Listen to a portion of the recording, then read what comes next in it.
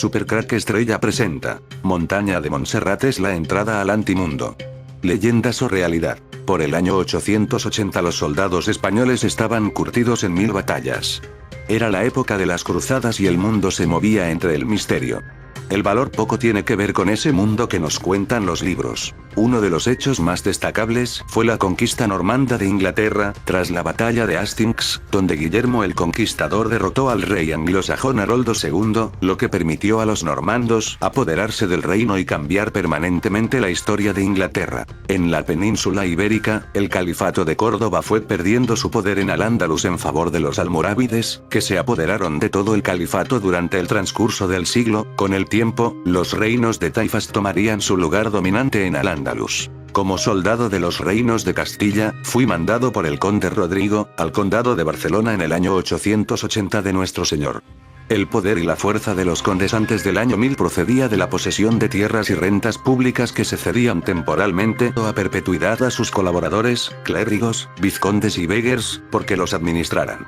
Aún así no perdían el control superior de estos bienes, los más importantes de los cuales, los castillos. El máximo poder era Ramón Borrell. Los hechos que van ocurriendo en este lugar hacían de mi presencia aquí. Parecía que en este hermoso lugar se estaban abriendo las puertas del cielo o del infierno. En la montaña de Montserrat, a lo largo de 7 sábados seguidos, oyeron una música deliciosa y vieron unas luces misteriosas en la oscuridad de la noche que revelaron el lugar de su escondite. Yo y mis fornidos 100 soldados teníamos como misión comprobar qué poder se estaba manifestando en esta montaña. Empezamos la subida a la montaña de Montserrat un día 11 de noviembre de 880. Durante el viaje paramos la noche del 12. Luces y rayos caían del mismo cielo. La noche se hacía día. Espantosos seres pequeños de enormes garras y ojos negros, como la oscura noche, atacaron a mis hombres. Acostumbrados a 1000 batallas en Al-Ándalus, no tenían miedo a nada, pero aquello parecía no ser de este mundo. Muy valientes hombres perecieron, pero a la mañana siguiente aún estábamos en pie. Estos seres desaparecieron con los primeros rayos de luz del día. Continuamos el camino pendiente arriba hasta dar con una cueva. Dimos noticia del suceso a su párroco, quien la hizo llegar a su superior. Este se presentó con 3 niños pastores del pueblo y se procedió a la entrada a la cueva, donde un misterioso resplandor y cantos angelicales salían de la cueva. Al final de la cueva una virgen negra estaba enfrente de una gran puerta de pura piedra. Los niños procedieron a retirar a la virgen mientras el párroco rezaba una oración. Nunca supimos qué había detrás de esa puerta. Descripción de la imagen. La virgen es de talla románica de madera. Casi toda la estatua es dorada, excepto la cara y las manos de la virgen y del niño. Estas partes tienen un color entre negro y castaño. A diferencia de muchas estatuas antiguas, que son negras debido a la naturaleza de la madera o a los efectos de la pintura original, el color oscuro de Nuestra Señora de Montserrat se le atribuye a las innumerables velas y lámparas que durante siglos se han encendido ante la imagen día y noche. En virtud de esta coloración, la Virgen está catalogada entre las vírgenes negras. Por esto la llaman por cariño la Morenita. La estatua goza de gran estima como un tesoro religioso y por su valor artístico. La estatua está sentada y mide 95 centímetros, un poco más de 3 pies de altura. De acuerdo con el estilo románico, la figura es delgada, de cara alargada y delicada expresión. Una corona descansa sobre la cabeza de la Virgen y otra adorna la cabeza del niño Jesús, que está sentado en sus piernas. Tiene un cojín que le sirve de banquillo o taburete para los pies, y ella está sentada en un banquillo de patas grandes, con adornos en forma de cono. El vestido consiste en una túnica y un manto de diseño dorado y sencillo. La cabeza de la Virgen la cubre un velo que va debajo de la corona y cae ligeramente sobre los hombros. Este velo también es dorado, pero lo realzan diseños geométricos de estrellas, cuadrados y rayas, acentuadas con sombras tenues. La mano derecha de la Virgen sostiene una esfera, mientras la izquierda se extiende hacia adelante con un gesto gracioso. El niño Jesús está vestido de modo similar, por supuesto, con excepción del velo. Tiene la mano derecha levantada, dando la bendición, y la izquierda sostiene un objeto descrito como un cono de pino. La estatua está ubicada en lo alto de la pared de una alcoba que queda detrás del altar principal. Directamente detrás de esta alcoba y de la estatua se encuentra un cuarto grande, llamado el camarín de la Virgen. Este camarín puede acomodar a un grupo grande de personas, y desde ahí se puede rezar junto al trono de la Esma Madre. A este cuarto se llega subiendo una monumental escalera de mármol, decorada con entalladuras y mosaicos. El nombre de Montserrat, catalán, se refiere a la configuración de las montañas en donde se ubica su monasterio. Las piedras allí se elevan hacia el cielo en forma de sierra. Monte más sierra, Montserrat. Entre los santos que visitaron el lugar venerado se encuentran ese Pedro Nolasco, ese Raimundo de Peñafort, ese Vicente Ferrer, ese Francisco de Borja, ese Luis Gonzaga, ese José de Calasanz, ese Antonio María Claret y ese Ignacio de Loyola, que, siendo aún caballero, se confesó con uno de los monjes y pasó una noche orando ante la imagen de la Virgen. A unas cuantas millas queda Manresa, un santuario de peregrinación para la Compañía de Jesús, la orden jesuita fundada por San Ignacio, pues encierra la cueva en donde el santo se retiró del mundo y escribió sus ejercicios espirituales. Los grandes poetas Goethe y Federico Schiller escribieron acerca de la montaña, y Beethoven murió en Viena, en una casa que había sido un antiguo estado feudal de Montserrat. Además de esto, el lugar se hizo famoso gracias a Richard Wagner, quien utilizó el sitio para dos de sus óperas, Parsifal y Lohengrin. Avistamiento de ovnis. A partir de ahí, la leyenda en torno a la magia de la montaña no ha hecho más que aumentar. Se cree que es el lugar idóneo para el avistamiento de ovnis y, de hecho, cada día 11 de cada mes desde 1977 se reúne un grupo de aficionados a la ufología en la ya conocida como Explanada de los Avistamientos, de la mano de Luis José Grifol y Fran Recio, para tratar de avistar naves trazadoras. La elección de la fecha, el día 11, es para conmemorar el llamado caso de Manises, el 11 de noviembre de 1979, según explica Fran Recio, un homenaje al avistamiento más famoso de España, asegura. Y muchos de los aficionados afirman que han sido testigo de estos avistamientos. Lo cierto es que Montserrat es, para muchos, una montaña en la que confluyen diversas energías cósmicas y que el santo grial que se cree que contiene en sus entrañas es el creador de toda la magia presente en la montaña barcelonesa. Y es por ello por lo que se cree que ha habido multitud de desapariciones en la montaña y sus inmediaciones. Portales a otros mundos. Hay quienes hablan de que en la montaña hay puertas que conectan las distintas dimensiones y que hay una conexión directa entre Agartha, el reino subterráneo de los dioses, y Montserrat, y quienes creen en esto dicen que la energía que emana de la montaña mágica procede de este mundo intraterrestre.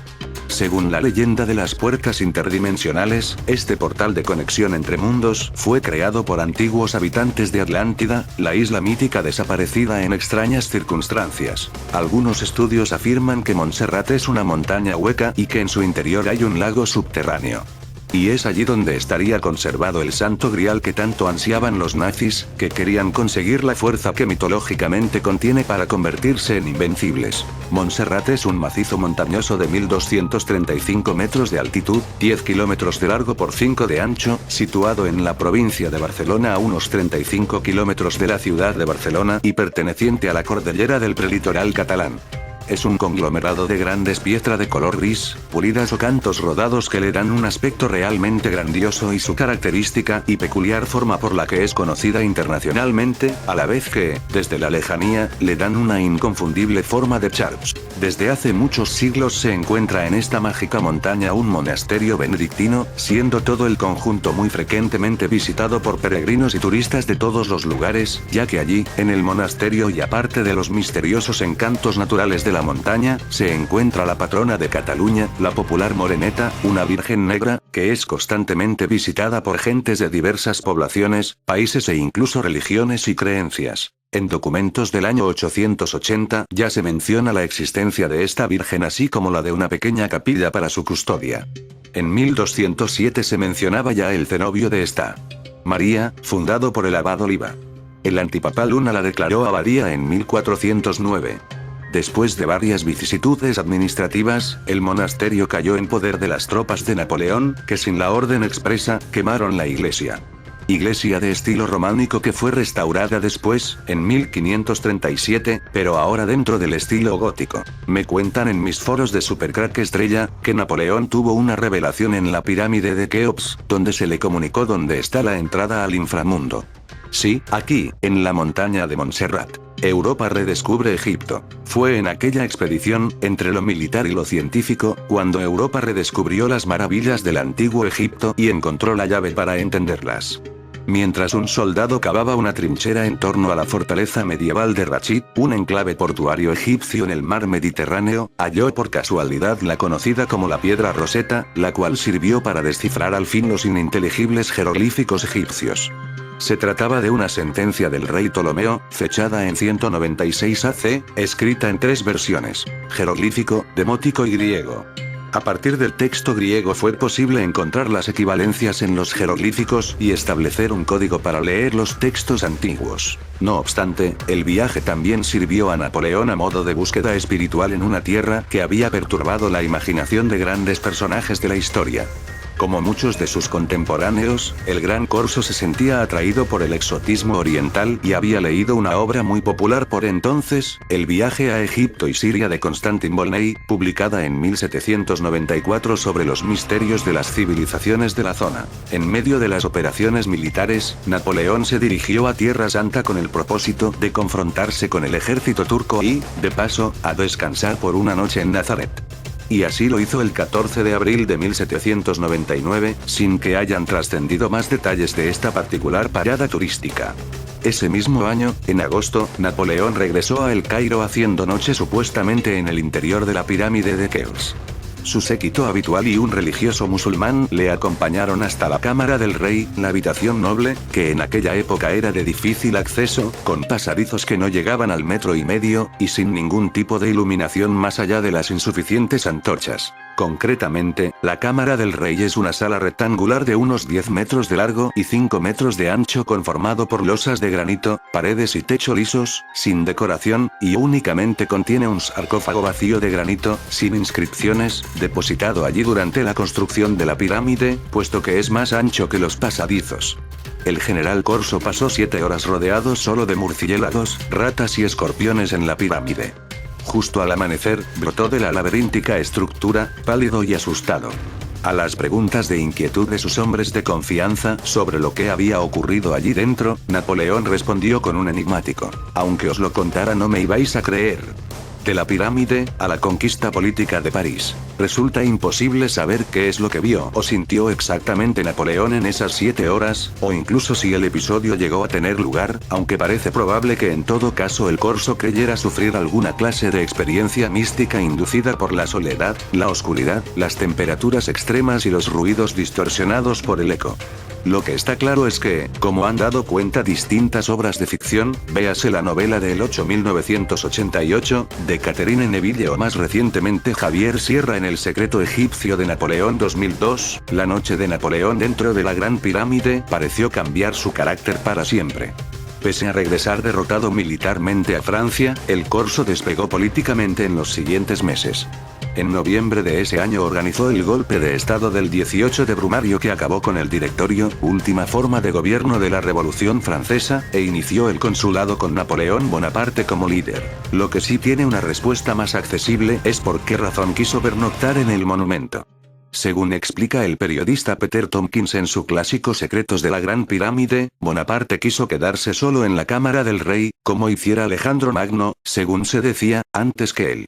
Obsesionado durante toda su carrera con otros personajes históricos claves, Napoleón trató de emular las huellas del conquistador Alejandro Magno y del general romano Julio César, que supuestamente habían pasado también una noche en la cámara buscándose a sí mismos.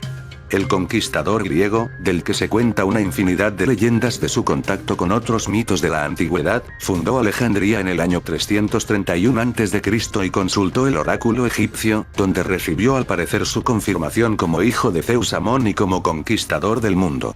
Ese mismo año, en Memphis, Alejandro Magno recibió las insignias y títulos de los faraones y realizó sacrificios a las divinidades egipcias. Lo que ocurre en Montserrat sigue siendo un misterio, pues nadie sabe a ciencia cierta qué es lo que realmente pasa en esta mágica montaña y en sus misteriosas entrañas, ya que los habitantes de los alrededores y de casas de las laderas, a pie de montaña mismo, ven con bastante frecuencia extrañas y deslumbrantes luces que evolucionan a menudo por el lugar, para luego, misteriosamente volver a desaparecer. En la montaña se encuentran numerosas cuevas, muchas de ellas inaccesibles, en donde en unas pocas viven algunos ermitaños. Los hermanos de la abadía no dan mucha importancia al asunto de las luces, solo sonríen comprensivos ante las preguntas. Lo cierto es que las luces se ven, incluso algunos vecinos de sus laderas se han sobresaltado en más de una ocasión en la que, de madrugada, han sido despertados por una fortísima luz para seguidamente, al asomarse a su puerta o ventana, quedan estupefactos al ver en su terreno, ya no una luz, sino algo sólido, grande, muy luminoso y en forma de dos platos unidos y que al marchar, dejaba sobre el terreno rastros quemados y profundas huellas que los asombrados vecinos descubren al acercarse temerosos al día siguiente al lugar del suceso. Muchas de estas huellas han sido analizadas por especialistas, incluso por la policía, quienes llegan a la conclusión, tras los análisis pertinentes, que se necesita una presión de bastantes toneladas para dejar esas marcas tan profundas en el lugar. Estos hechos han sido denunciados varias veces a las autoridades, pero estas se hallan impotentes para resolver el misterio. ¿Qué hay, qué se custodia o esconde en las montañas de Montserrat? Algo similar ocurre en otros lugares, como en el Monte Shanta, en California, Estados Unidos, pero recordemos que Montserrat tiene unas peculiaridades únicas y legendarias que hicieron que fuera siempre elogiada tanto por Goethe, quien decía que para él era sagrada, como por el mismísimo Richard Wagner. Iniciado que situó el argumento en su gran obra Parsifal en este monte sagrado. Con el Santo Grial en una mano y la lanza que atravesó el costado de Cristo en la otra, Parsifal se descubre como el inocente capaz de redimir a la esclava Kundry, destruir al malvado hechicero Klingsor y sanar al herido guardián del cáliz sagrado, Amfortas. Con esta ópera, escrita para consagrar su festival de Bayreuth, Wagner da una vuelta de tuerca al poema épico medieval homónimo de Wolfram von Schembach y desgrana una historia de caballeros andantes, brujería, amor, compasión y justicia que aún sigue atrayendo la atención de todos aquellos que la escuchan. Leyendas reconducen a los escritos de Wolfram von Schembach sobre el Grial y sobre la localización del Montsalvaesche, o Mons Salvationis o Montsalvat. El Grial es confiado a Titurel, el primer rey del Grial. Algunos han identificado el castillo situado en el Montsalvaesche con Almontaña y el monasterio de Montserrat en Cataluña. El monasterio de Montserrat en Cataluña es el castillo situado en el Montsalvaesche. El lugar donde se produce el encuentro con el Grial es el castillo. En Parsifal, en el castillo hay esplendores que no tienen igual en la tierra. Titurel explica: en medio del bosque se alza un monte que nadie puede encontrar a menos de ser guiado a él por ángeles, el monte defendido, el monte custodiado, Montsalvaesche. Sobre él se cierne el Grial, sostenido por seres invisibles. El monte del Grial es el Montsalvaesche, en las tierras de Salvaesche. El Mons Salvationis, Salvaterra y Contratierra. El castillo del Grial, en la que este es denominado Palais Spirituel, y en el Perceval y Gallois, castillo de las almas. Un castillo de seres espirituales. Es un lugar rodeado por las aguas. Un lugar aislado. Un lugar inaccesible. Un lugar para llegar al cual hay que atravesar el vado peligroso. Que es una prueba iniciática. En la que este du Graal, el castillo está custodiado por dos leones. En Parsifal, el lugar donde se encuentra está desierto, es salvaje, mortal. La vía que conduce a él está llena de combates. No se suele cabalgar tan cerca del Montsalvaesche sin tener que pasar un peligroso combate. Los guardianes del Grial impiden a los hombres acercarse, a excepción de los elegidos por el propio Grial. En Parsifal, el Grial resulta invisible para el no bautizado. Del agua que bautiza se dice: gracias a esa agua pueden ver nuestros ojos. El agua lava las almas y las hace tan brillantes que los propios ángeles no tienen mayor fulgor.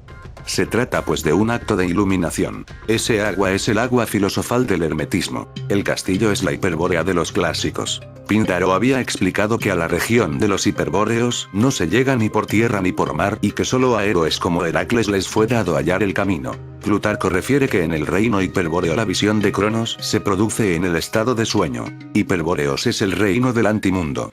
La puerta de esta montaña de Montserrat oculta este mundo, argumento en su gran obra Parsifal en este monte sagrado. Acto 1. En un bosque cercano al castillo de Montsalvat, Gurnemanz, caballero de la Orden del Santo Grial, despierta a dos escuderos para preparar el baño de Amfortas, el guardián del sagrado cáliz, quien tiene una herida incurable.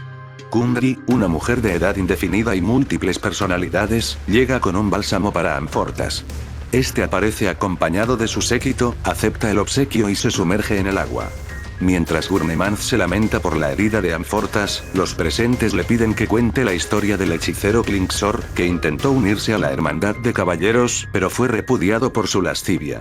Convertido en un enemigo implacable, Klingsor utilizó a una hermosa mujer para seducir a Amfortas. Mientras yacía entre sus brazos, Klingsor le arrebató la lanza sagrada, la que atravesó el costado de Cristo, y lo hirió.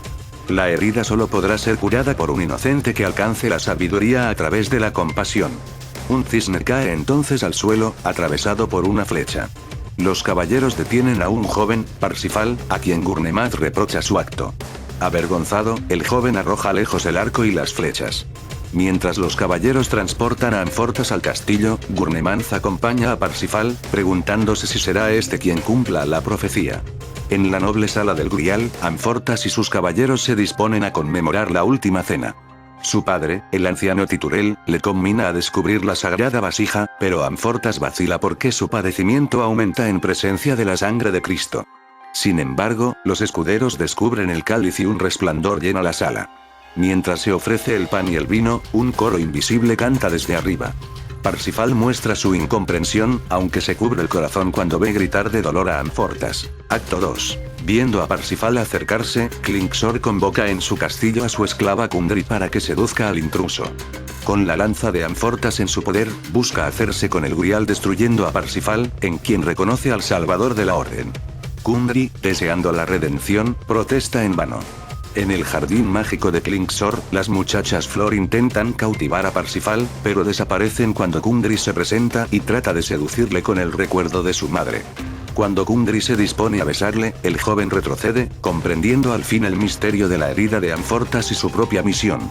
Kundry intenta conquistarle a través de la compasión y le cuenta los padecimientos que ha sufrido desde que se mofó de Cristo crucificado, pero es rechazada de nuevo. Maldiciendo a Parsifal a errar sin esperanza en busca de Monsalvat, llama a Klingsor para que arroje la lanza contra él. El joven la atrapa en el aire y hace con ella la señal de la cruz. El castillo de Klingsor se derrumba. Acto 3. Gurnemanz, ahora un viejo eremita, encuentra a la arrepentida Kundry desvanecida junto a un matorral. Mientras la reanima, un caballero con armadura se aproxima. Gurnemanz reconoce a Parsifal y la lanza. El caballero relata los años que ha pasado buscando el camino de regreso. Gurnemanz le quita la armadura y Kundry le lava los pies, secándolos con su cabello. En compensación, él la bautiza y loa la belleza de los campos primaverales. Unas campanas distantes anuncian el funeral de Titurel y los tres se encaminan hacia el castillo. La mesa de la comunión ha desaparecido de la sala del Grial. Incapaz ya de descubrir el cáliz, Amfortas ruega a los caballeros que le den muerte para acabar con su agonía. Pero Parsifal le toca con la lanza y su herida sana. Alzando el cáliz, acepta el homenaje de los caballeros como nuevo guardián el Grial. Kundry, liberada por fin de su maldición, cae muerta. La acción se desarrolla en un lugar indeterminado de las montañas del norte de España, durante la Edad Media. La historia narra la decadencia del castillo-templo, donde se custodia el Grial por una comunidad fundada por Titurel, ahora anciano. Gurnemanz y sus dos escuderos observan pasar a Amfortas, hijo de Titurel, para curar sus heridas. Amfortas es el guardián del Santo Grial, el cáliz sagrado que recogió la sangre de Cristo en la cruz. Gurnemanz cuenta a sus caballeros cómo Kundry, al servicio del mago Klingsor, sedujo a Amfortas, y cómo este fue herido por el mago. En la lucha Amfortas perdió la lanza sagrada que usó Longinos para herir a Cristo crucificado. Para poder curar sus heridas, Amfortas debe frotarlas con la lanza, pero solamente un hombre simple convertido piadosamente en sabio podrá recobrarla. Aparece Parsifal, arrastrándose tras haber matado a un cisne. Gurnemanz cree que puede tratarse del hombre buscado y lo conduce al castillo de Amfortas para que presencie de la ceremonia del Santo Grial, aunque el joven no entiende nada. Klingsor reconoce a Parsifal como el redentor de Amfortas e insta a Kundry para que seduzca al joven. En el jardín mágico de Klingsor, Parsifal permanece indiferente a los encantos de las doncellas Flor, pero cuando Kundry lo besa se da cuenta de cómo fue tentado Amfortas, y se convierte en sabio. Kundry comprende que también su salvación depende de Parsifal. Klingsor le arroja la lanza sagrada, pero se detiene milagrosamente en el aire. Cuando la coge el castillo de Klingsor se derrumba. Años más tarde, el día de Viernes Santo Parsifal regresa al templo, sana a Amfortas y asume la dirección de la vida del templo después de redimir a la arrepentida Kundry. Según F.R. Tranchefort, Parsifal representa, mediante un acontecimiento simbólico, lo esencial de la religión wagneriana.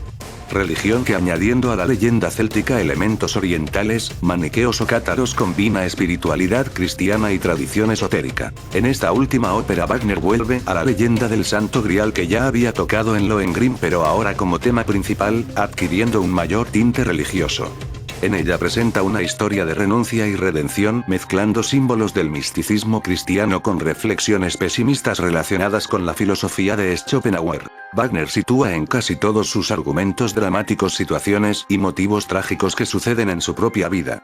Así introduce la muerte del padre, la duda sobre la identidad personal, la exclusión del tercero y la problemática sexual de la redención. El personaje de Parsifal sufre una evolución. En el acto primero, de exposición, hay una inspiración mística, en el alma del inocente nace la compasión. En el segundo acto, de crisis, la compasión le hace sabio. El tercero y último, de desenlace, desborda religiosidad, se hace sabio por la compasión. Parsifal se convierte en redentor, en mensajero de salvación.